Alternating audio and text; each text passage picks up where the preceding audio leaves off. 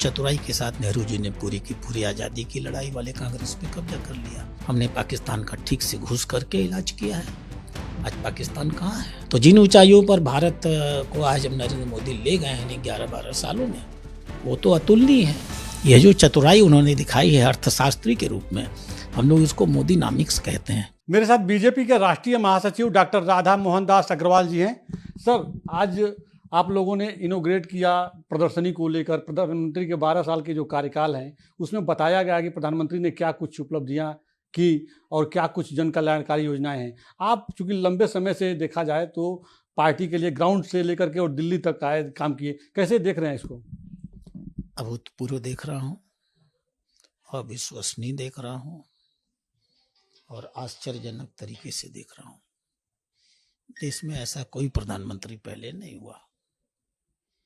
लोग तुलना करते हैं कि ठीक है, मोदी जी का कार्यकाल आज देश में सर्वाधिक अधिक दिन का हो गया, नेहरू जी से भी अधिक हो गया, लेकिन नेहरू जी और मोदी जी के कार्यकाल की कोई तुलना नहीं हो सकती। देश जब आज़ाद हुआ था तो नेहरू जी ने जबरन कांग्रेस पार्टी को कब्जा कर लिया। महात्मा गांधी कहते रह गए कि ये कांग्रेस पार्टी नहीं है, ये मंच है, इसको डिसॉल्व करो, अपनी विचारधारा की नई पार्टी बनाओ। लेकिन बहुत चतुराई के साथ नेहरू जी ने पूरी की पूरी आज़ादी की लड़ाई वाले कांग्रेस पे कब्जा कर लिया। लोगों के मन में एक भ्रम बैठा दिया गया कि देश की आज़ादी नेहरू जी और इन लोगों की दी हुई देन है। इसलिए उनके सामने बहुत लंबे समय तक, दसियों साल तक जो उनका ऑरा बन गया था आज़ादी की लड़ाई का, उनके सामने कोई राजनीतिक चुनौती नहीं थी। देश के विकास करने की चुनौती थी, वो भी वो गलत दिशा में लेके चले गए। उन्होंने इस बात की नींव डाली कि देश में बड़े बड़े उद्योग धंधे लगाए जाएं। वो गलती अगर शुरुआती दौर में उन्होंने न किया होता और रोजगार परक इंडस्ट्रीज लगाने का काम किया होता तो देश में बेरोजगारी की ये समस्या ना आई होती, जिसका समाधान अब मोदी जी ने किया। कोई राजनीतिक दल उनके खिलाफ नहीं था और एक ही चुनौती उनके सामने आई, चीन। और चीन के सामने जिस तरीके से वो फ्लॉप किए, जिस तरीके से भारत अपमानित हुआ, जिस तरीके से 43,000 वर्ग फीट हमने 38,000 चीन को डायरेक्ट दे दी और 5,000 पाकिस्तान ने दे दी, जिस प्रकार से 1947-48 में हम पाकिस्तान ऑक्युपाइड कश्मीर के रूप में हिस्सा देके चले गए, इतनी बड़ी हमारी हार हुई। तो नेहरू जी के कार्यकाल और एक दूसरा मोदी जी का कार्यकाल, उन्होंने चुनौती को स्वीकार किया। उन्होंने कहा चुनौती मेरे लिए अवसर है। उन्होंने आज का सपना और यथास्थितिवाद का सपना नहीं देखा, उन्होंने कल के विकसित भारत का सपना देखा। उन्होंने कहा भारत जिस गौरवशाली अतीत की चर्चा करता है, हम 2047 में भारत को उसी गौरवशाली अतीत पर पुनः स्थापित करके छोड़ेंगे। और आज दिख रहा है, हमने पाकिस्तान का ठीक से घुस करके इलाज किया है। आज पाकिस्तान कहाँ है? अंतर्राष्ट्रीय राजनीति में और दुनिया के सामने आज पाकिस्तान भारत के सामने कहीं खड़ा होने की स्थिति में नहीं रह गया। आज भारत की विकास दर अमेरिका और ईरान लड़ रहे हैं, पूरी दुनिया में त्राही त्राही मची हुई है। और भारत का आज का भी विकास दर अगर जो निकल करके आया है 7.7% आया है। और अभी आज की रिपोर्ट सुबह आई है जो कहती है कि भारत इस साल 8% की दृष्टि से विकसित करने, पूरी दुनिया 2% की दर से बढ़ रही है, चीन 4% की दर से बढ़ रहा है, अमेरिका 2% की दर से बढ़ रहा है, इंग्लैंड, जापान और जर्मनी 10.7% की दर से बढ़ रहे हैं और भारत 7.7% की दर से बढ़ रहा है। तो जिन ऊंचाइयों पर भारत को आज हम नरेंद्र मोदी ले गए हैं 11-12 सालों में, वो तो अतुलनीय है, अकल्पनीय है। इतिहास के पन्नों में जब लिखा जाएगा तो जैसे कभी गुप्त काल के बारे में लिखा जाता है कि स्वर्णिम युग था भारत का, यह 2011 से लेकर बाद 14 से लेकर आने वाला समय, यह सब स्वर्णिम युग में लिखा जाएगा। बिल्कुल सर, जैसा कि आप बताएं, अगर इतिहास की बात की जाए तो कल का दिन 10 जून 2026 इतिहास में दर्ज होने जा रहा है। जैसा कि अभी आप बता रहे थे, प्रधानमंत्री नरेंद्र मोदी जी लगातार प्रधानमंत्री पर रहते हुए 4,399 दिन का रिकॉर्ड बना देंगे, सबसे आगे निकल जाएंगे।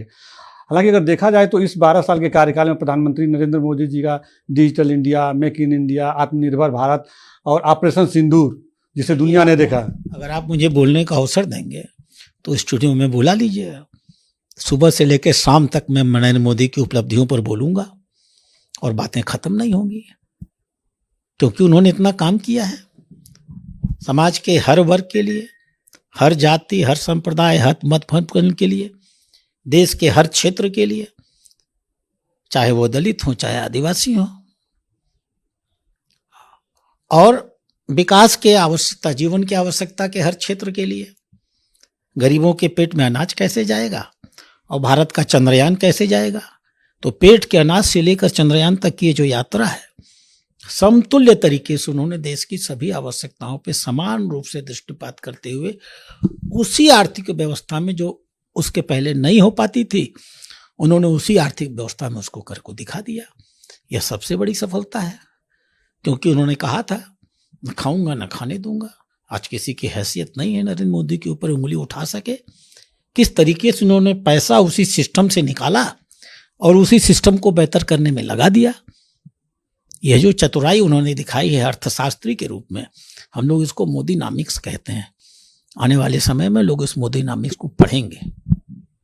बिल्कुल सर। अच्छा सर, अगर देखा जाए तो प्रधानमंत्री नरेंद्र मोदी के इस 12 साल के कार्यकाल में जो विपक्षी नेता हैं, कोई ऐसा मौका नहीं है जब प्रधानमंत्री के ऊपर सवाल ना खड़ा किया हो। चाहे वो कांग्रेस पार्टी की बात कीजिए, टीएमसी की बात कीजिए, समाजवादी पार्टी की बात कीजिए, जितनी मतलब विपक्षी पार्टियां हैं, हर पॉइंट पर प्रधानमंत्री पर सवाल खड़ा किए। उन लोगों से क्या कहना चाहेंगे? मुखालफत से मेरी शख्सियत संवरती है। मैं दुश्मनों का बहुत एहतराम करता हूँ। उनसे मैं आग्रह करूंगा कि उसी मजबूती के साथ वो विरोध करते रहें। उनका दायित्व है, हमारा काम है सरकार चलाना, नागरिकों के जीवन को बेहतर करना। उनका काम है हमारा विरोध करना, उसी के लिए पहचाने जाएंगे। प्रश्न ये नहीं है कि वो हमारा विरोध कर रहे हैं, प्रश्न ये रहे कि उनके विरोध को जनता सुन कितनी रही है। अगर जनता उनकी बातों को स्वीकार कर ले तो वो सही है।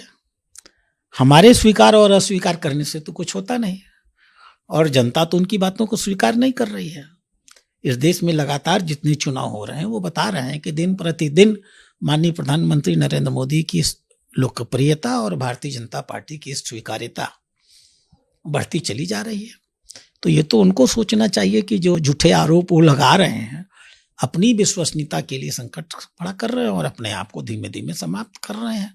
10 साल आने के बाद आप देखिएगा, ये इसी प्रकार से झूठ का आरोप प्रत्यारोप लगाते रहे तो लोग इनको गलियों में घुसना बंद कर देंगे। ठीक है सर, बहुत बहुत धन्यवाद आपको भारत एक्सप्रेस बात करने के लिए। कैमरा पर्सन आलोक सक्सेना के साथ राजीव तिवारी, भारत एक्सप्रेस, दिल्ली।